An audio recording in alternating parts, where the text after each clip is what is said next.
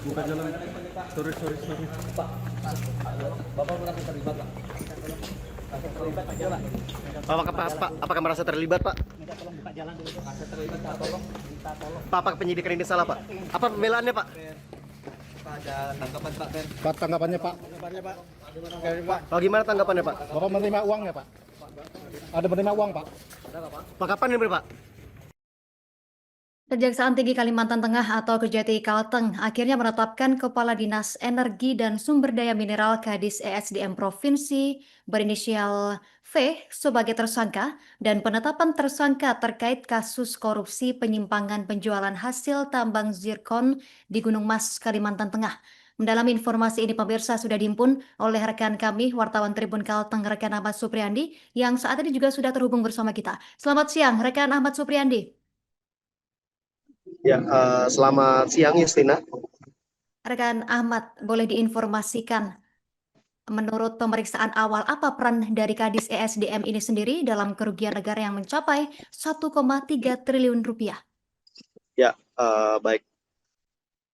Peran dari Kadis ESDM Provinsi Kalimantan Tengah ini yang sebelumnya juga menjabat sebagai Kepala Bidang Mineral dan Batu Bara pada Dinas ESDM Kalteng, bahwa dia telah memberikan berdasarkan penyelidikan dari tim Kejati Kalteng, tersangka PC telah memberikan persetujuan rencana kerja dan anggaran biaya RKAB pada PT Investasi Mandiri pada tahun 2020 sampai dengan 2025, yang sedangkan RKAB tersebut tidak sesuai dengan ketentuan yang berlaku. Selain itu, tersangka VC juga menerima pemberian atau janji sehubungan dengan jabatannya terkait dengan penerbitan persetujuan RKAB serta penerbitan izin pertambangan operasi produksi atau IUP OP PT Investasi Mandiri tersebut. Dan dalam pengajuan RKAB tersebut, VC terindikasi menerima uang dari PT Investasi Mandiri atau PT IM tersebut. Itu Justina, keterlibatan dari VC. Baik, peran sudah terungkap. Namun sejauh apa sebenarnya praktik ilegal ini berlangsung sebelum akhirnya terungkap oleh penyidik, rekan Andi? Ya, baik. Jadi praktik ilegal ini sudah berlangsung sejak 2020, yang mana kasus dugaan penyimpangan dalam penjualan komoditas zirkon, ilmenite, dan rutil ke berbagai negara oleh PT IM ini sudah terjadi sejak 2020 sampai 2025. PT IM sendiri memiliki IUP untuk operasi produksi komoditas zirkon seluas 2.032 hektar di Desa Tawang Kayangan dan Tumbang Miwan di Kabupaten Gunung Mas. IUP tersebut diterbitkan oleh Bupati Gunung Mas pada tahun 2020, lalu diperpanjang oleh Kepala Dinas PTSP Kalteng pada 2020. Dalam melakukan penjualan hasil tambangnya, PT IM menggunakan persetujuan atau RKAB yang diterbitkan oleh Dinas ESDM Kalteng sebagai kedok atau melaksanakan komoditas zirkon tersebut dijual di lokasi pertambangan. Namun menambah hasil tambang yang dilakukan oleh masyarakat beberapa desa di Kabupaten Katingan dan Kapuas. Oleh karena itu, pihak Kejati Kalteng menemukan bahwa PT IM melakukan aktivitas pertambangan di luar izin yang diberikan. Begitu ya, Justin. Baik, apakah sudah ada informasi rekan Andi terkait pihak lain yang diduga terlibat atau berpotensi menyusul menjadi tersangka juga? Ya, baik Justina. Pihak kejaksaan sendiri tidak menutup kemungkinan akan ada tambahan tersangka lainnya seiring dengan perkembangan penyidikan. Namun sampai saat ini masih belum ada nama lain atau pihak lain yang terindikasi terlibat. Begitu, Justina.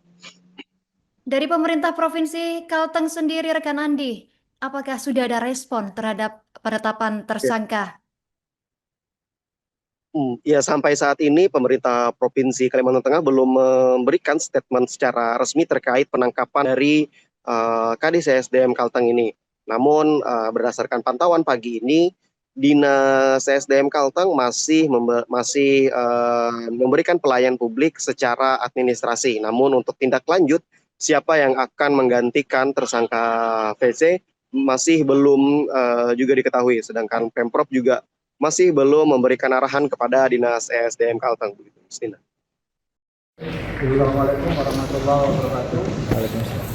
Selamat malam rekan-rekan media yang kami hormati.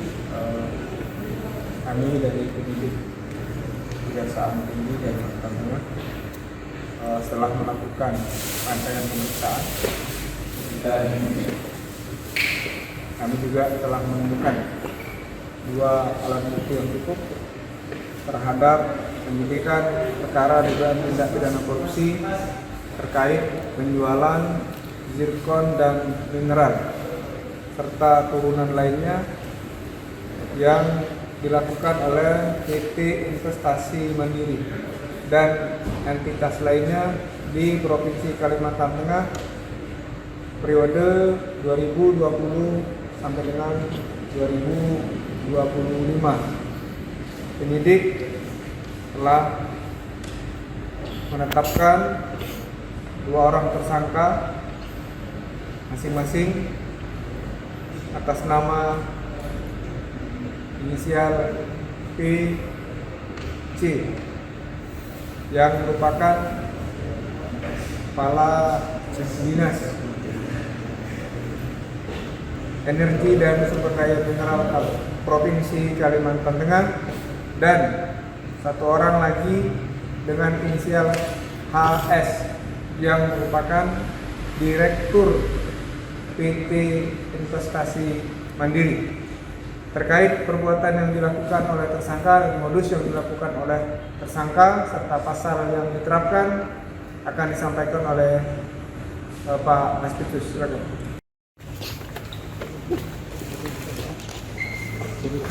Buka jalan. Sorry. Pak, Bapak merasa terlibat, Pak? Merasa terlibat aja, Pak. Apakah merasa terlibat, Pak? Merasa terlibat, Pak. Tolong, minta tolong. Pak, apakah penyidikan ini salah, Pak?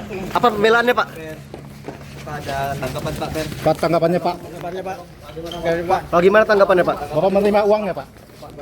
Ada menerima uang Pak? Pak, kapan ini, Pak?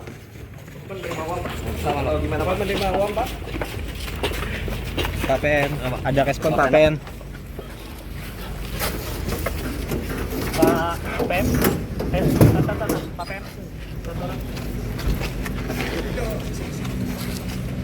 Siapa? Cari ikut sini. Boro depan, Bro. Jalan.